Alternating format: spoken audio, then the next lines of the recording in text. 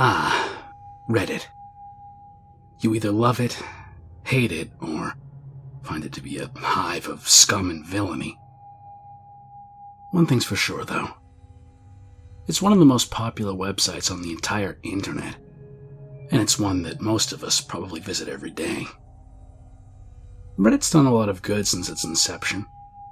Many people have gained invaluable information from its various communities, and even friends.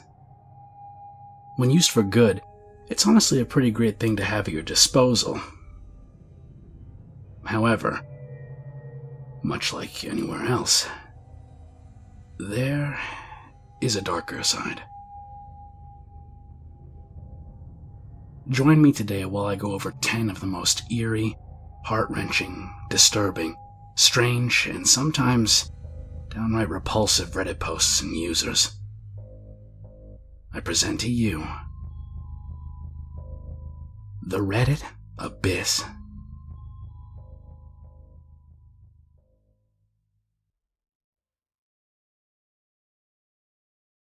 Number 1. The Love Spell.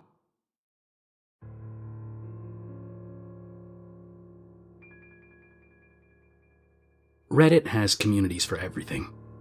Sometimes this can be really useful, and sometimes it can be downright disturbing. But for this first post in the video, we have something that's eerie more than anything else. On the subreddit for witchcraft, a user had asked for help regarding a love spell called Siren Seduction, which they found on a website dedicated to spellcasting and witchcraft. In actuality, the website apparently started as a role-playing thing, but the legitimacy is up for debate.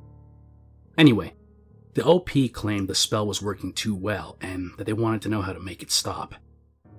Most people in the comments section tried to calm them down and said that despite the subreddit being dedicated to real witchcraft, you can't really bend someone's will in that way. That magic or a spell can only do so much, and if anything, this likely was just a coincidence. However, one commenter had something different to say. I wouldn't be too sure about that. Sure, you can't force someone to think or feel something. But magic has a dangerous way of creating immense pressure for someone to feel or think something, whether external factors like your social group or internal factors like psychology. I was good friends with a married man who someone put a love spell on. The man turned to drinking because he couldn't stop looking at the woman who put the spell on him, and his wife started to get jealous and upset. He said multiple times he didn't love her and never spent any time with her, which I believe. But that attractive pull of magic meant his eyes kept wandering, beyond the point of merely noticing that the other woman looked good. I mean, his eyes would literally follow this woman every time she walked by. And of course, she wouldn't stop walking by him on purpose. He seemed to be very physically attracted to her, and she would always hang around his workplace. He was a district attorney. But he worked hard. I was working with the municipality then, assigning pro bono cases, and I saw him always working hard with clients and paperwork. So I believe he was telling the truth about never spending time with this woman. The woman owned a diner that was down the road a small ways to the town hall, and she kept stopping by to bring refreshments for the hard-working people at the attorney's office. And her mother worked there as a secretary, so the man felt he couldn't be mean to her and just tell her to stop coming around. He kept his office locked, but she would walk by his window and wink all the time. And if she was conveniently around during when he went to grab his coffee, she'd try to initiate conversation. Eventually, his cop buddy started bringing his coffee and lunch. A few times, his wife was there when this woman was walking by and her husband was watching.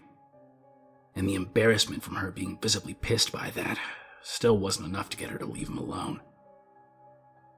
Nobody aside from his wife and kids and a few family friends, like me, knew he drank. I think he started drinking from the stress of having this pressure on his relationship at all times. I tried to convince him to do a spell breaking, but he didn't believe in magic and thought I was being crazy. He started going to some evangelical church a lot, trying to pray away his sin. He blamed himself for looking at her so much. Normally, I would respect that kind of self-responsibility, but the thing is, this woman bragged to me that she had bought a super expensive hoodoo spell to put on him, and that it was just a matter of time before he left his wife for her. She was batshit crazy. Everybody else in the office hated her, except for her mother. I ended up leaving because I couldn't stand it anymore. I was getting paid very little in a rural town to be doing this job, and the workplace was just made miserable because of her. I only ended up staying there 2 years. When the praying the sinful thoughts away didn't make things better, he just returned to drinking again and ended up getting hospitalized one night. I guess that was the breaking point, because his wife told me around this time that she was starting the divorce process and moved out with the kids to go live with her father. I had already been working somewhere else for a year at this point, so it was shocking to me that it had escalated this far. News got out that the DA was having some addiction problems, and he lost his job to someone else who wanted the position. A friend of the woman who had put the spell on him, no less. About a month later, he hung himself alone in his house. This was a heartbreaking experience for his family. He left 2 toddlers behind who would never get to know their father. A few of us absolutely refused the woman who cast the spell entrance to the church where his wife held the funeral. She started screaming about it outside the church, which, as you can imagine, was just further upsetting to his wife. So we called the cops, and they had to escort her home. It was around this time, this incident and a few other serious ones convinced me of a few things. 1. Love spells can be extremely dangerous, and should only be used for people who are already together and mutually want to reignite the flame or maintain fidelity. Or maybe a weak love or attraction spell to be generally attractive when you're going on a first date or asking your crush out or something. 2. It's perfectly okay to curse people who cross a serious line and endanger people's lives and well-beings. And 3. It's okay to break a curse or spell without someone's permission if it can save their life. So I placed a curse on the woman who cast the spell that she would go out of business, lose her house, and be forced to move far away. She and her parents ended up moving to Florida for whatever reason, and she had become bankrupt. This was about 6 years ago, and I still haven't had any negative consequences from issuing some tragically belated justice on this situation. I just wish I had done something sooner. I had done a weak sauce hot feet spell to try to get her to leave sooner, and she'd been telling everyone about how she was considering moving after that, but she was still financially stable at the time, had a mortgage, and was way too obsessed with the man who she ultimately ended up killing indirectly. I should have cursed her well before that point, and forced her out much more strongly. Shortly after, the Reddit poster deleted their account. But hey, there's no such thing as a love spell, right?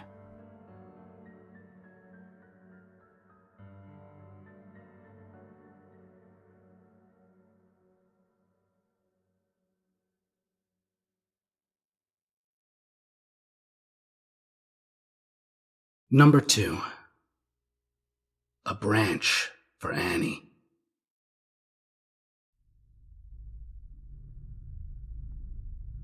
In a Reddit thread asking for the most disturbing Reddit posts they had ever seen, a now deleted user had this to say. Not specifically one post, but rather a whole account. There was a guy named Eric who met a girl he calls Annie on Reddit. Both of them chatted almost daily, it seems like, but only through posts and comments. Some of these comment chains were 20,000 replies long. They had their own inside jokes. One of them was that their posts were all called Eric and Annie's Branch. Eric fell in love with Annie, who at the time had a boyfriend. Later, Eric met a girl. I'm not sure if it was in a romantic way. And Annie, who loved him and was single again, couldn't handle it. She told him how amazing he was and that it's probably for the best for them to stop talking because it wouldn't work out in real life. So, Annie left. Eric was devastated. He missed her so much that he kept on making Eric and Annie's branch posts that had thousands of replies, but they were all from himself. He kept doing that for years, waiting and hoping she would come back. But she never did. Recently, he made a post called, "The Last Branch Eric Can Make for Annie." And reading that gave me chills. It sounded ominous, like something bad was about to happen. I messaged him and asked if he was all right. He never replied.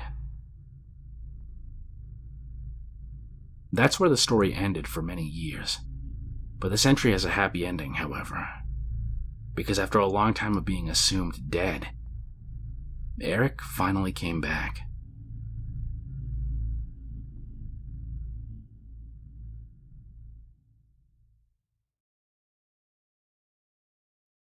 Number 3. Psychic experience.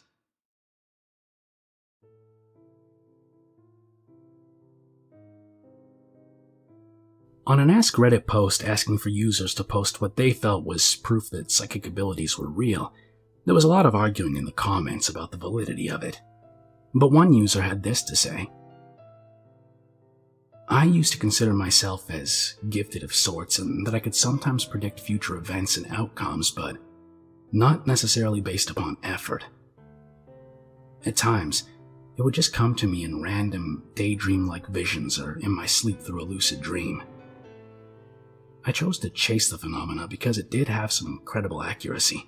I had never been wrong, by toying with tarot cards, rune stones, and eventually trying other things like scrying and random page flipping in a text. There's a name for it that I can't recall. I was staunchly religious growing up, and I took my beliefs to an extreme. I felt like I was touched or chosen. I think religion played a huge part in this, by the way.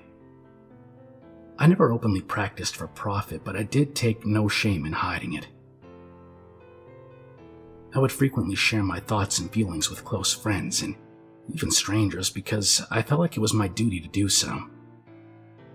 Speeding up the story and skipping a huge meat of other details I can answer later if interested parties inquire, one of my last predictions ended with an ex. We were in a long-distance, long-term relationship, and we had to travel back and forth to be with each other. We would commonly have these deep, insightful discussions about life and all that jazz with each other.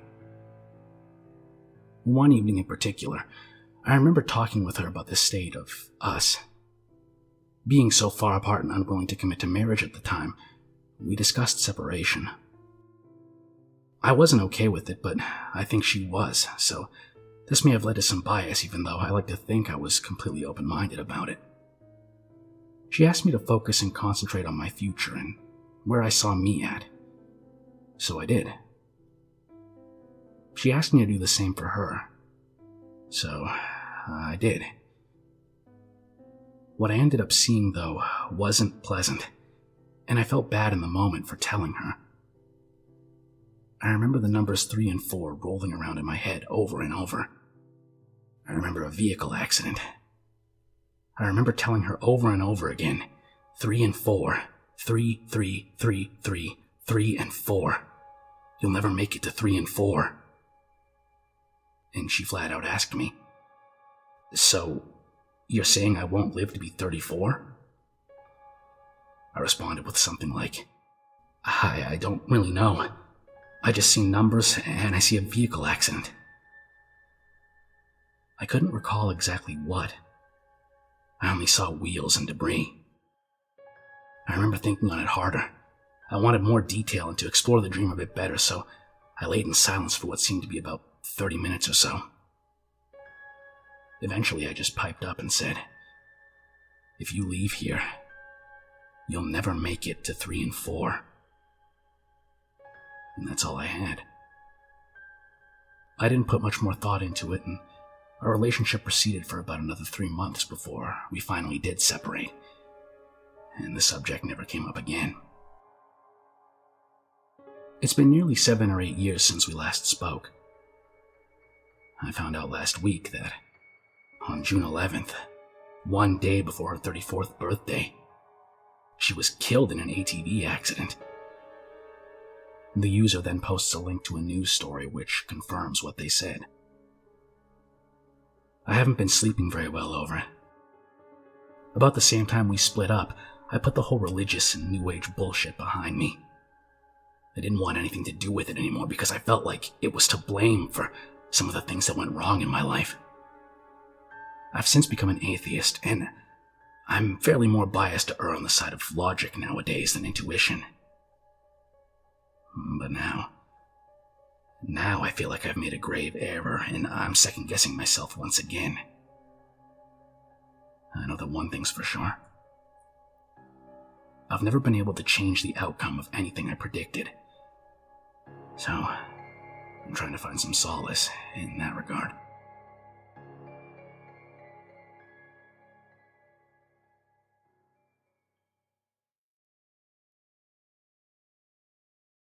Number 4. So, most people here, I assume, have never taken drugs outside of, pot, right? Most people really don't experiment with much outside of that, or maybe mushrooms. Certainly, most people aren't thinking of hard drugs. Well, the user Spontaneous H wasn't like that. He decided on a whim to try heroin, and, well, let me just go over his post history.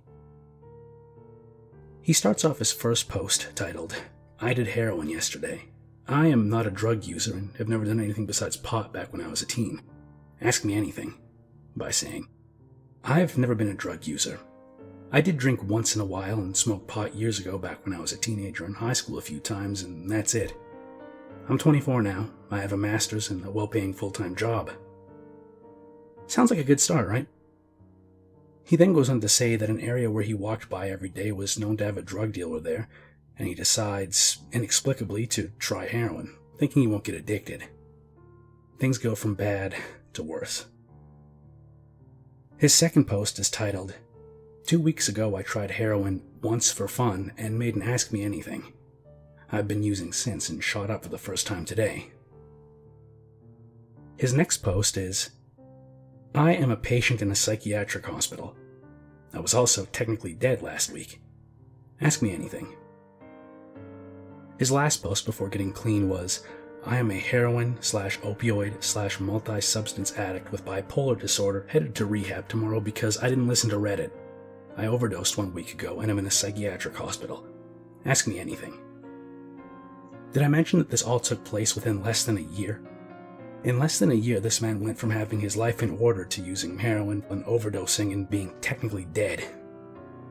Thankfully, he was able to be revived, but the fact that something can so quickly take over a person's entire life is scary to say the least. Imagine it was someone you knew. One day they're doing well, and the next day they're spiraling out of control. It's a dark thought. Spontaneous H was able to fully recover, though, as his next post, which was made about 4 years later, detailed how he was able to get off of drugs and turn his life around. In fact, he sometimes comments on YouTube and is apparently doing well for himself now.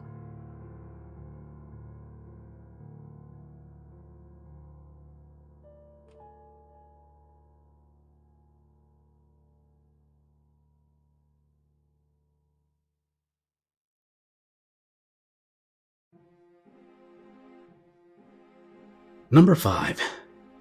LNM Throwaway 9. Let's Not Meet is a subreddit where Reddit users post stories of encounters with people which they had that they found to be creepy or uncomfortable. It's actually where a lot of the true story and creepypasta narrators used to get the stories they'd read from and still do to this day. Now this is important to note because it gives some context to this entry. So, back in 2018, there was a news story about a woman named Jacqueline Otis. Does it ring a bell? Jacqueline Otis had been a CEO on an app called Luxy. Basically, Luxy is a dating app meant for millionaires and, I guess, billionaires. It's really expensive to join considering it costs $99 a month to use. After going on one date, 3 according to Jacqueline, the CEO guy wanted to call things off. Well, Jacqueline had been told by a psychic that this man was her soulmate. She wasn't going to take that from him. So, she began texting him relentlessly. She managed to send him over 159,000 text messages in 6 months. The messages quickly turned violent, with her saying things like she wanted to make sushi out of his kidneys, wanted to wear his fascia, which was often misunderstood as a misspelling of face, but is actually defined as a thin casing of connective tissue that surrounds and holds every organ, blood vessel, bone, nerve fiber, and muscle in place. Basically, she wanted to wear the skin under his skin as a suit. She mentions how Hitler was a genius and she admired him, which is weird because in the interview she mentions both her and the CEO being Jewish, and not to mention the worst, most disturbed message of all, which was, "Stay hydrated." Eventually, she was charged with trespassing in his house and taking a bath while he was gone. Before we get to the next part, keep that wording in mind for later. Trespassing. Here's the post from a former friend of Miss Ada's. I have reached out to the mods with evidence to verify this story. I just have to send them this link after posting it, so it may take a little bit to get it verified. I'm noting this because I also know this story seems completely ridiculous, but the girl I experienced this with is actually insane. I'm also using a throwaway because I don't want people trying to figure out who I am. A lot of people may have heard about this girl. She was all over the news after she stalked a guy, bombarded him with 65,000 texts, and broke into his house all over one date. We met shortly after she went on that date with him, and we were friends for a while before she broke into his house. At first, she seemed like a nice, albeit quirky person. I met her when I spent a couple of months visiting the west coast of the United States in summer 2017. I thought she was cute, and we spent a lot of time together. We were living next door to each other for a few weeks, and we were never really more than friends. I stopped having any sort of non-platonic feelings after she started to talk a lot about the guy she had met on some dating website. Apparently, he was her soulmate, and she had somehow been guided to him by following her birth calendar. I would only later come to know that they'd only been on one date, and he never spoke to her again. I thought it was weird, but I enjoyed our conversations for the most part, and she was funny and nice, so we remained friends. Eventually, she moved on to short flings with a guy and then another girl from Tinder. All the while still talking to me about this guy that she was going to marry, saying that she liked how jealous he got when she would tell him about hooking up with other people. A couple of weeks later, she started to get really erratic. I confronted her a few times about how she was acting, and she told me that she had recently stopped taking her medication, but would start taking it again. She came home one day and decided to tell me that she had a court date coming up for a DUI. I have no idea if this is actually true, but if there's a way to find that out, it happened in Arizona, and her name's pretty easy to find. Someone could look it up if they wanted to know. Her plan was instead to leave the country and go to South America. I told her what a dumb idea that was, and even though she actually went all the way to the airport in a different city, she wound up coming back. Apparently, her soulmate was no longer answering her texts, and she took that as a sign that she should drag her ass back to where he was and fix their relationship. She was upset that he may be seeing other people, even though it seemed okay to her that she was seeing other people. Later on, she told me that she had texted him and said that if he blocked her, she would know that that meant he wanted her to come find him. Obviously, he blocked her, and obviously, that didn't go over well with her. So she moved a couple days later, and summer was ending, and I moved back to the East Coast. I didn't hear from her for a little while, but then we started talking again through text and WhatsApp. She seemed like she was doing better. She told me she'd found a roommate and was working on her art again, and just generally seemed like she was in a better place. I was happy to have my friend back and healthy, but that didn't last longer than a couple of months. Eventually, her behavior started to seem erratic again. She was sending dozens of texts at a time, and they were all over the place. Several of them had to do with her soulmate and how she was still following him even though he had called the police and blocked her. I told her to stop, tried to get her to take her meds, and tried to reason with her 100 times. I was on the opposite side of the country and had no way of getting in touch with her family, who I never knew much about, or her friends to try and get them to help her. She was a kind person and a good friend when she was taking care of her mental health, and I cared about her. But I couldn't force her to take care of herself.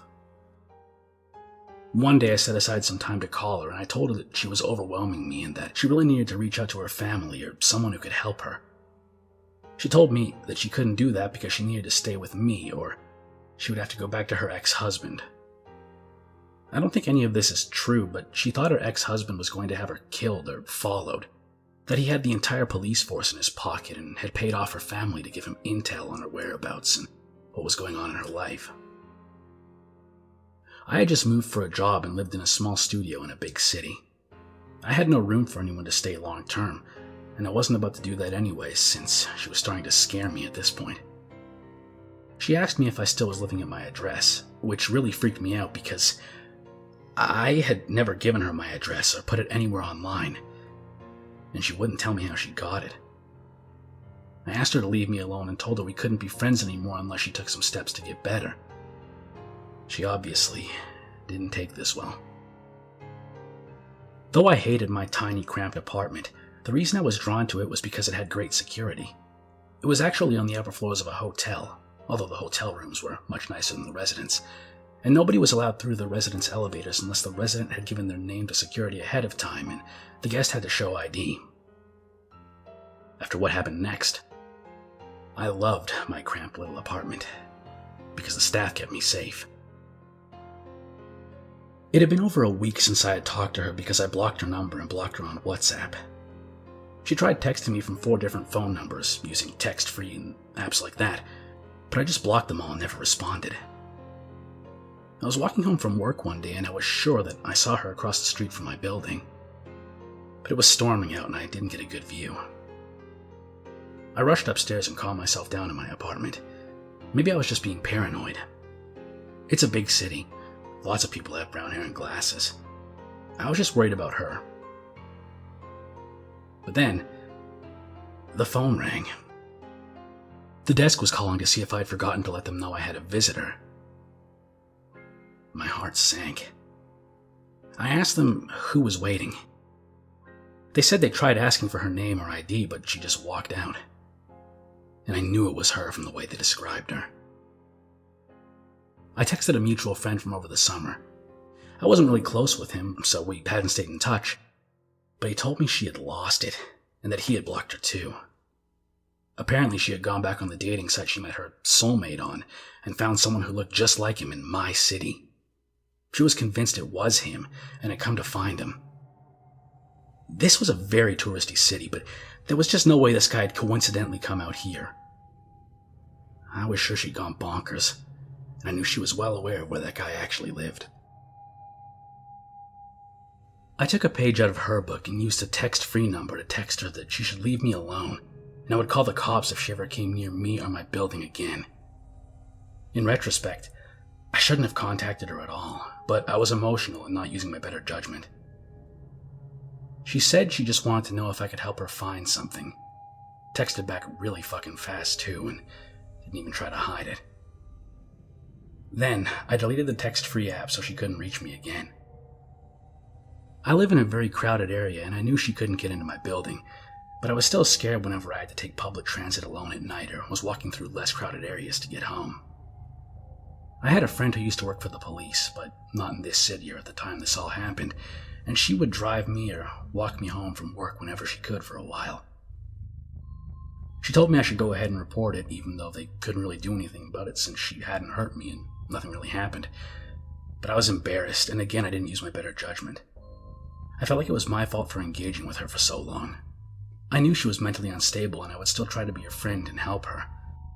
Maybe I gave her the wrong idea that I could do more for her. I ended up moving to a new city for another job after that and didn't hear from her again. I later found out the reason why was that a couple of months later she had once again gone back to Arizona and had been arrested for breaking into her soulmate's house and using his bathtub. They found a large knife in her car. I didn't want to go into too much detail about her stalking of that guy and what she said about him in her texts because I wanted to try and focus more on my personal experience with her instead of his. but I could answer some questions in the comments if anyone has any. After Jacqueline Otis was arrested, she was allowed to give a bizarre interview to the media where she talks about the number 33, the Dead Sea, the birth chart of Jesus, how 33 equals love, and basically, for some reason, she was allowed to rant at the reporters while they pretended to take her serious. When reporters asked her about the violent nature of some of the texts, she would just respond that she didn't want to talk about it, and told one reporter that the reason was she didn't like her energy.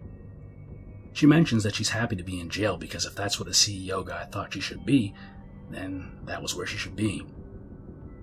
It's actually messed up that the interview was allowed to happen at all when she was obviously not in a good mental state. A YouTuber named Dr. Grande points out that the interview shouldn't have happened. What did the reporters intend to gain from it? It was obvious that what she was saying wasn't making sense. It seems almost like a tabloid news report or something, meant to just sell papers or get viewers as opposed to a case where the reporters could actually get anything out of her that was noteworthy. The court was unable to deem her fit for trial, and she was believed to be a paranoid schizophrenic. After being in jail for 2 years, she was deemed to be mentally incompetent and non-restorable, and was thus released with charges dropped in 2020.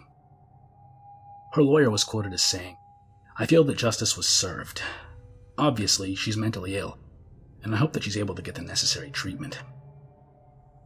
While still barred from contacting the man who was the catalyst for all this, she is now a free woman and, at the time of last update, lived with her parents. One last thing.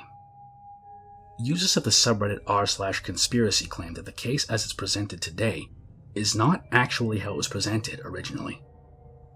Remember earlier when I said to keep the way her charges were worded in mind? Well, that becomes something of note here. Dr. Grande also mentions this in his video. She was charged for trespassing, not breaking and entering. Trespassing implies that either the CEO left his doors unlocked, or she had a key and was previously allowed access. A user on the conspiracy subreddit commented, Jackie had previously spent a week at his Arizona home and met his parents. He was in the process of setting her up to be a rep for his and his brother's company, when something changed. He played with her mind and convinced her to come to his home, and when she did, the police came and arrested her. The only evidence was her cell phone that was left in her car with text messages of a harassing nature. She needs help to recover from this, but how can she recover if even her doctors don't know the truth of what happened? It was not one date. This was a short, intense relationship. Shame on the CEO and his parents for covering up the truth of what happened with Jacqueline Otis. You allowed an innocent, vulnerable woman to be held in jail for 2 years while denying the week she was a guest in your home. Your lies prevent her healing. Another Reddit user responds, "I'm not understanding." The Reddit user who made the original comment says, What questions do you have? It's a very long story that started 2 years ago when the original articles about this were removed from the internet. This is the most recent development. A third Reddit user enters the thread and asks, "In what capacity is she innocent? She clearly needs help, but I wouldn't exactly call her actions innocent." The OP responds with, The police report leaves out that they had a relationship and that he encouraged her in that relationship. This was not one-sided. They were both in a weird mindfuck relationship with each other where he manipulated her psychologically. The only evidence was a cell phone found in her car and screenshots that the CEO took. He pushed her to the point of psychosis and set about a campaign to discredit her to hide how he manipulates vulnerable women for his own pleasure. He had all the news with his name mentioned and the facts scrubbed from the internet. Yes, Jackie is having mental health problems, but no, the CEO is not a victim. She even stayed with him in his house for a week and met his parents, but all that's covered up. They then post a link to a Washington Post article with a police report for Jacqueline Otis dated May 5th, 2018. After being asked if there was any source, the user responds, It keeps getting scrubbed. The original police report was changed. They then link to an Imgur file of the police report, but I'm not sure if it's any different. The user mentions that mall kiosks, which sell products from the CEO's company in the United States and Canada, have had some controversy regarding the subject of illegal immigration schemes and overly aggressive sales tactics. What does this all mean? I don't know. Maybe there's more to the story than we know. Maybe Jacqueline, while mentally disturbed, wasn't the only one in the wrong here, or maybe not. Keep in mind, this is all to be taken with a grain of salt. This is not official, this is just what some person says.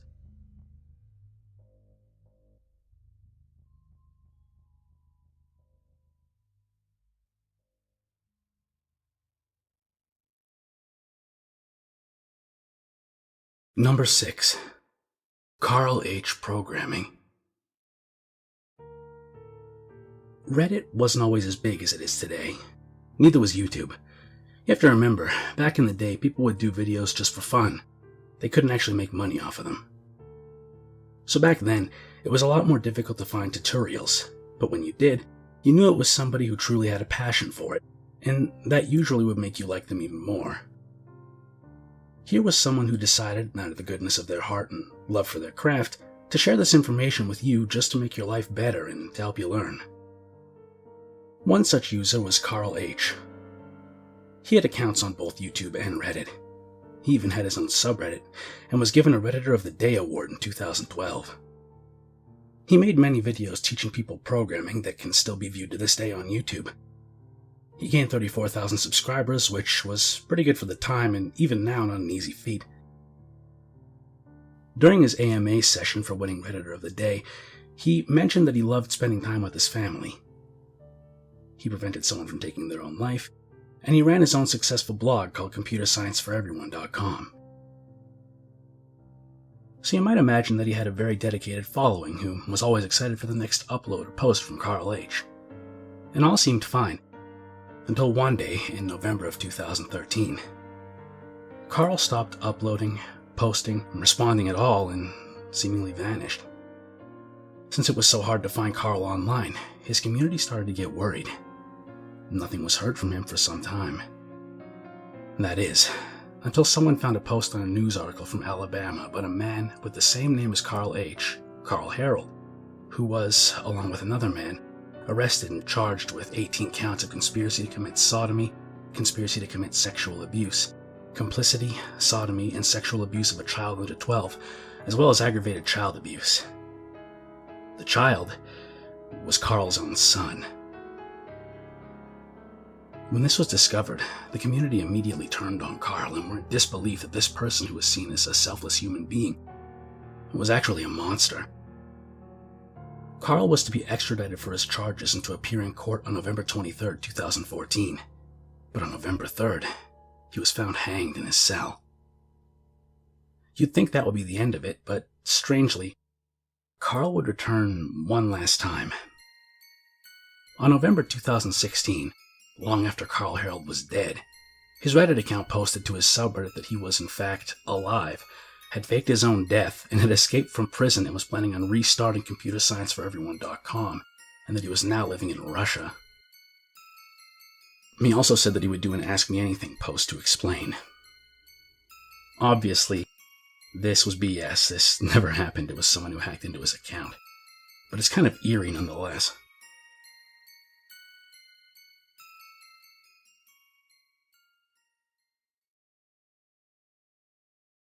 Number 7. Red as Blue 101. If you had committed a murder and were a wanted man, what would you do? Would you immediately get on the next plane to Mexico? Would you lay low and evade capture as long as you could?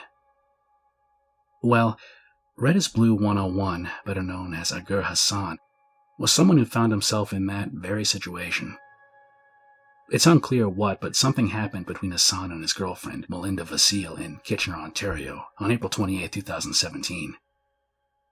Something which resulted in her being stabbed to death, and him fleeing the country to the United States before being captured by police and returned to Canada. He left in a hurry. Just hours after the police were called and the body was found, he was already gone.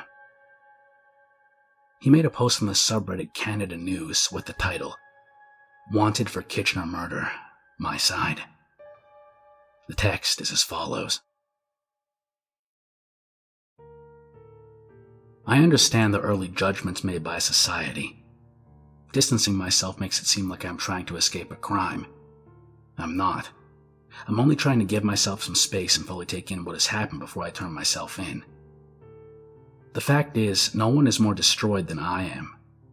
She was more than a girlfriend, a soon-to-be fiancée. She was my everything. What happened that night was nothing but tragic. Looking back, we've been in a relationship for 1 year and 3 months. This was the first serious long-term relationship for the both of us, so everything we did was a new experience. We traveled the world, our families met, had fights and made up, talked seriously about marriage and kids. The whole deal. I would never physically hurt her in any way. She would occasionally hit or slap me when I said something stupid, but I'd laugh it off. She met all my friends and family. Wherever I went, she was there. She would come to my house from Kitchener every week, about an hour, starting Fridays, and would stay for 3 to 4 days. We were incredibly used to each other. The last month of our relationship, I started asking her to give me some space so I can work on my job. She started coming less and less, like I asked.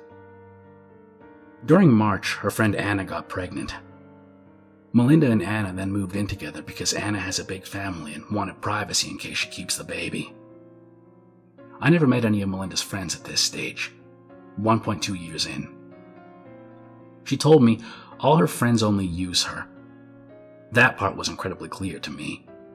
They would only contact her if they needed their hair done or had boyfriend problems, including Anna. 1.3 months in, April, Melinda and I got into an argument via text and our relationship ended. I went to her apartment that day to try and talk. Every time I tried breaking up with her, she would call my mom or drive down to my house, so this time I figured I'd do the same. Upon arrival, I was confronted by Anna's brother and her boyfriend. A physical altercation took place and the police were involved. At this stage, I know if we were to patch things up, it would be rough. We didn't see each other for a few weeks.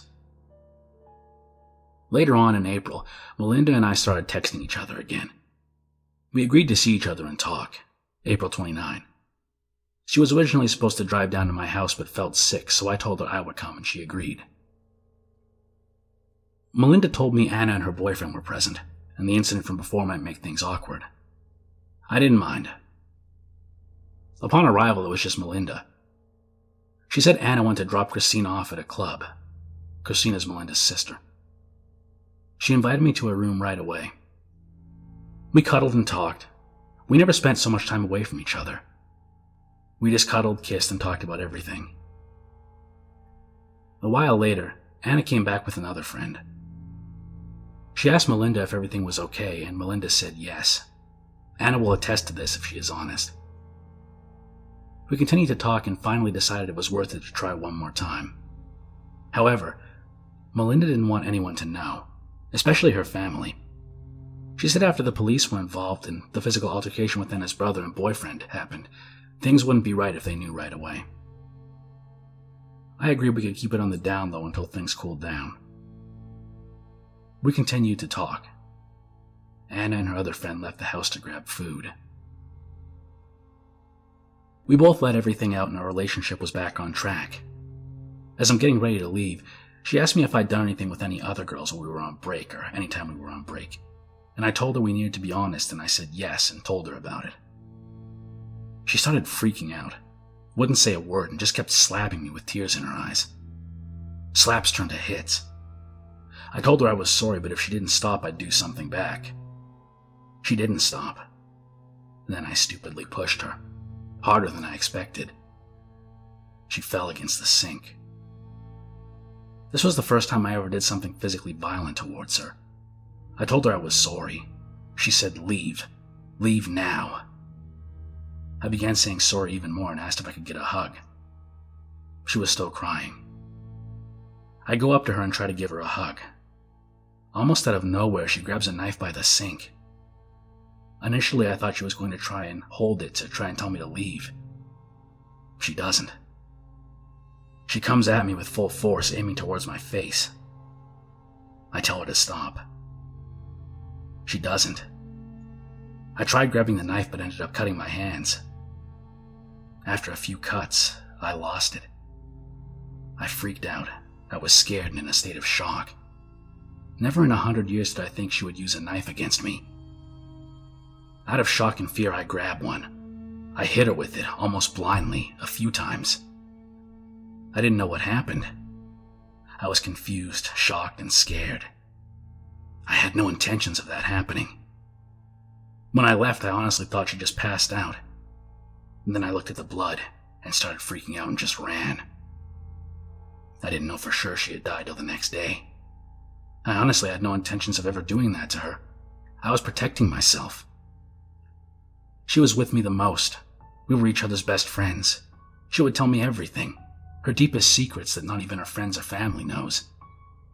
The amount of regret and sadness is beyond words. Everyone else is just reading or talking about it. I lived it. I was there. I did it. Every waking second I relive that moment. At this stage, life is really not worth it for me. Although it was out of shock and protection, I should have just accepted getting hit. Maybe I would have lived, maybe not, but anything's better than living with this. I'm reading the news and they're claiming it was targeted or an act of terrorism. Why would I buy her roses that night if I was planning on killing her? I didn't even go home that night. I always have a passport in the car, and I decided to just get away for a few days before turning myself in or killing myself. If any of it was planned, I would have taken my stuff. I would have taken cash. I'm in the United States with $200, no clean clothes, nothing. I didn't intend on any of it.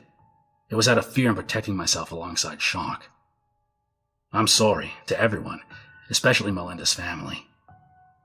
I know it won't be accepted, but I know I didn't mean anything bad to happen that night when I went there. Rest in peace, my beautiful. I hope you forgive me in the afterlife. Agur Hassan is currently awaiting trial. What do you think? Murder or an accident? It seems like there's a bit more to this story than what's being said. Number 8. Bangarang. Bangarang? How's that for an old reference? In 2015, Reddit user Bangarang posted something alarming in the Sad Boys subreddit. Sad Boys, for those of you who don't know, is a rap collective. I'm not really sure why he posted it there, but the post was unsettling nonetheless. The post was titled, "Need $700,000. In the post, Bangarang says the following: "What do I do? I need it by January 2016 or I'm dead from the mob. What are my options, though?" People in the comments mocked him, saying things like, "Pull out your choppas and take them on," and "Bruh, it's time to Metal Gear Solid yourself out of that bitch. Like seriously, go jump town." And of course, "Come to Brazil and die from dengue fever instead." Someone asks why he's posting it on that subreddit and tells him to get out of town, to which he replies, "I got no one." Someone asks him what happened to make the mob come after him, and he replies, "Was involved in a fight where an 18-year-old kid was killed. I was on drugs and had a bad temper.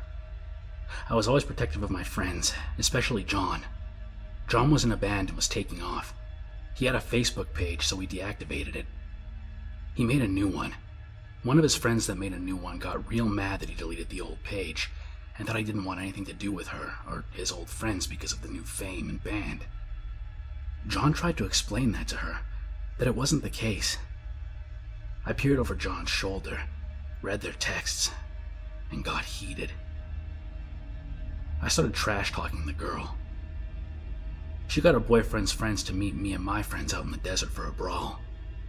One of my guys there was with the gang member guy's group and pulled out a gun to shoot me and my friends. One of my friends grabbed the gun from him and ended up shooting the guy and killing him. The dude that pulled out the gun in the first place. And then after the fight, I violated my probation. Cops were already after me for my drug use. They found out I was involved in the fight and the shooting of the guy, and they added the battery charge. I wasn't charged with murder, but I was involved in the fight, which is why they added assault and battery charges, plus the probation violation. But I continued with drug use and violated my probation by leaving the state. Now I'm sobered up. I just turned 23, and I'm in a real bad place with some people from the past. He then says, "I think they'll get to me, before I can make any moves, along with this picture. And shortly after, stops responding. He hasn't been heard from in 7 years.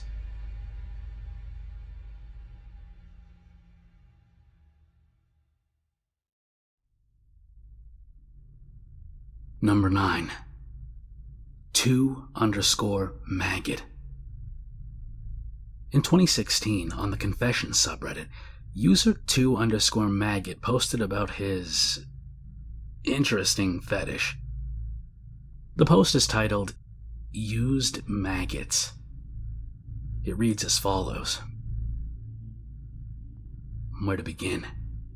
I'm a fucked up individual. I've been masturbating 4 times per day for the last 10 years. I'm on the deep spectrum when it comes to sexual addiction. My relationships never last either. I've taken a step too far.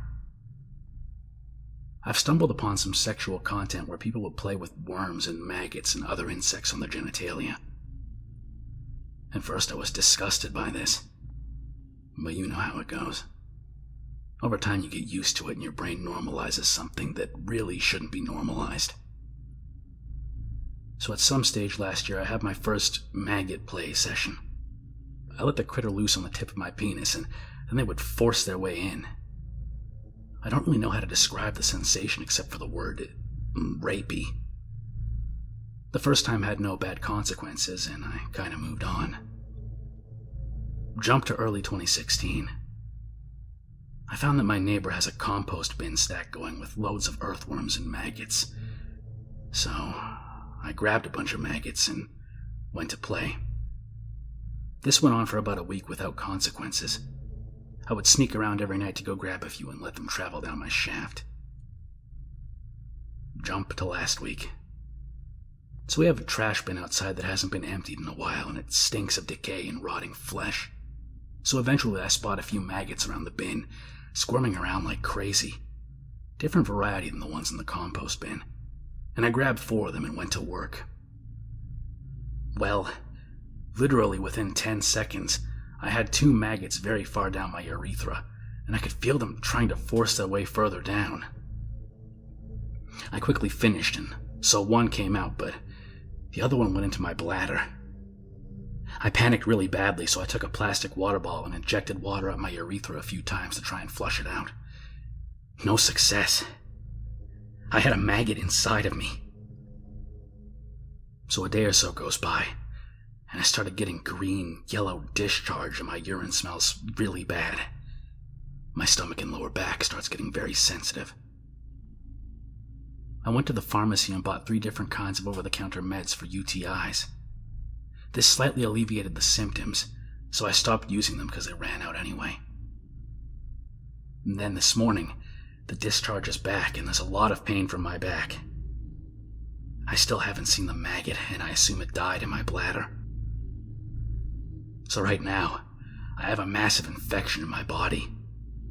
My kidneys, liver, bladder, prostate all feel inflamed and sensitive.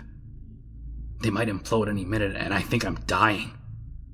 I don't know what to do anymore. I know it was a stupid idea and that it evades common sense completely.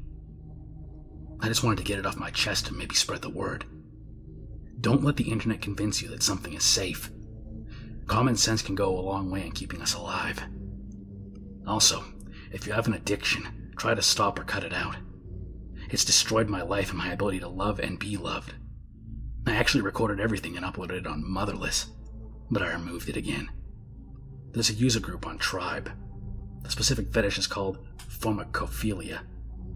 Plenty of videos and photos if you're interested, but heed my warning and do not do it. You will suffer bad consequences for it. The user hasn't been heard from since this post, and if what he says is true, is presumed deceased. And I mean, it's on Reddit, so that probably is true.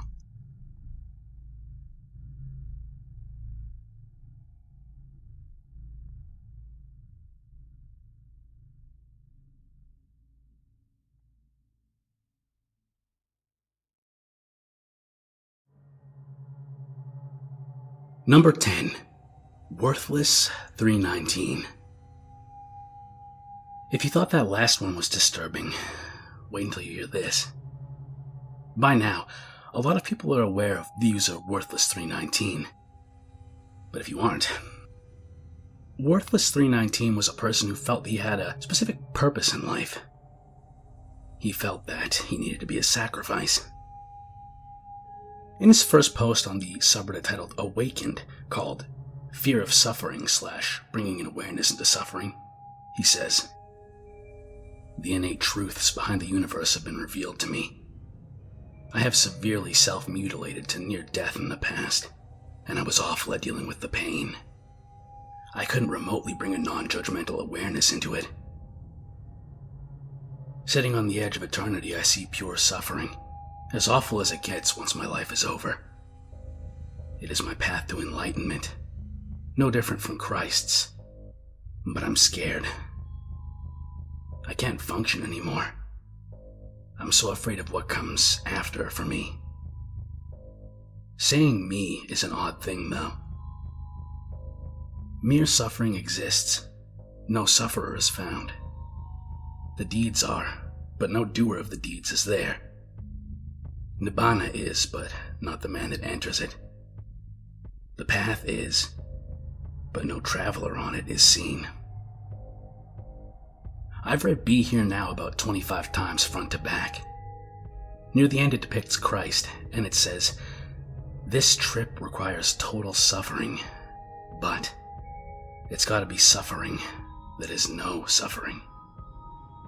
It also says, "You've gotta go the whole suffering trip, but you can't be the guy who is suffering." I understand this means the physical body and ego will die, but how can one manage to suffer without suffering? I'm so caught up on this, I can't step over the line into the infinite. In his next post, titled, "What Makes Suffering a Spiritual Teacher?" he says, "What is the characteristic that yields the effect of knowledge and liberation from the cause of suffering?" I've come to like the idea that pain is God's megaphone. The magnitude of potential suffering is far greater than that of pleasure. What makes it a teacher? And what knowledge is gained from it? Someone in the comments tells him that he must first distinguish pain from suffering, to which Worthless 319 responds, "How does physical pain fall into all of this and its relation to suffering? Is suffering through physical pain still voluntary, self-inflicted?" The other user elaborates a bit more on his stance to Worthless 319's question, and also asks why he's curious about this. To which Worthless 319 responds, "The universe is crucifying me. I have removed my penis and both testicles, but roughly 1 inch of penis base remains. My intuition, God, higher self, primal instinct, etc., tells me to remove it. The first time I used a gun. Now I must use a knife, and it's going to be exceedingly difficult and painful compared to a few trigger pulls." The other user then says, "Are you sure it's your intuition telling you this, my friend? I would seek advice from a medical professional before going any further." Worthless 319 replies, "I am in the midst of a universal truth no medical professional would understand. I've experienced 3 hospital visits for mutilation, and totaled to 3+ months locked in psychiatric facilities being fed medication." Down further in the thread he says, "I've self-mutilated to near death 3 times, yielding 3 surgeries for the self-mutilation. I've been in psychiatric wards involuntarily for over 3 months worth of time over 5 separate stays. Every time I've never felt my core being present. It was all too real and I get lost in the web of my ego." This obviously worried the users and they tried to get him to seek help. His next post is titled, "How to Proceed When You Only Seem to Fail." It reads as follows. "Greetings. I am in the most intense part of the awakening process that is possible. First, I circumcised myself, ended up in the ER.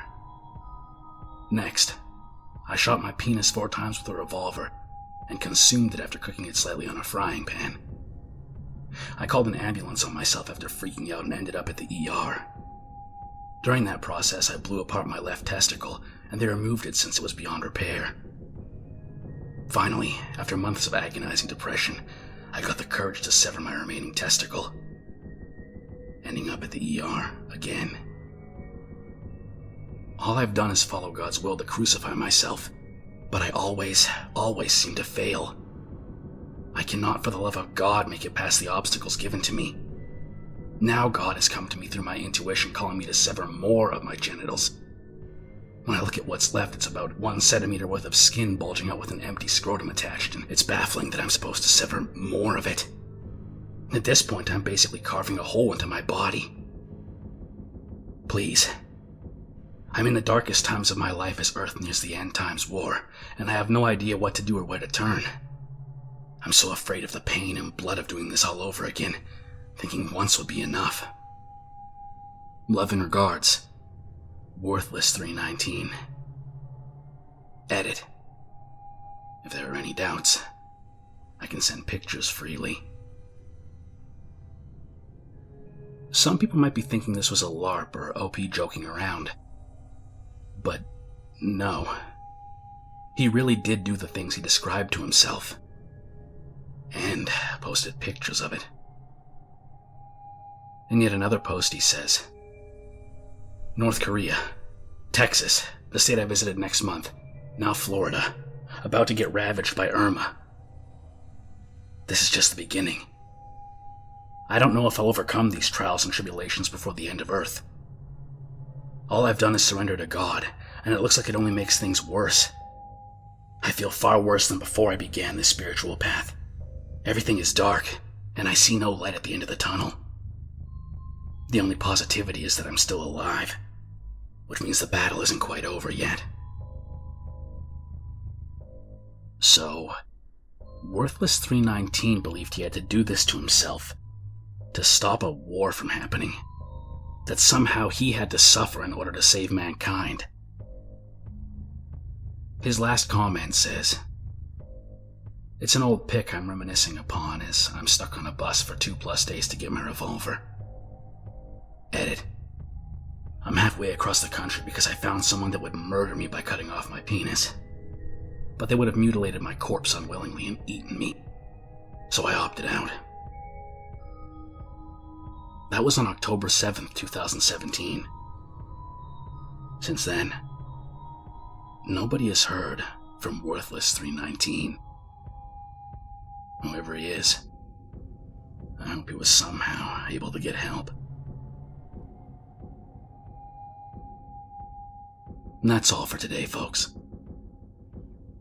I hope you found your stay in the Reddit abyss to be interesting. Do come back. If you enjoyed the video, don't forget to subscribe, like, leave a comment, and share. And I'll see when I can make more. And if you really like the video, you can support me on Patreon, as I find making content like this to be very engaging. Have a good night.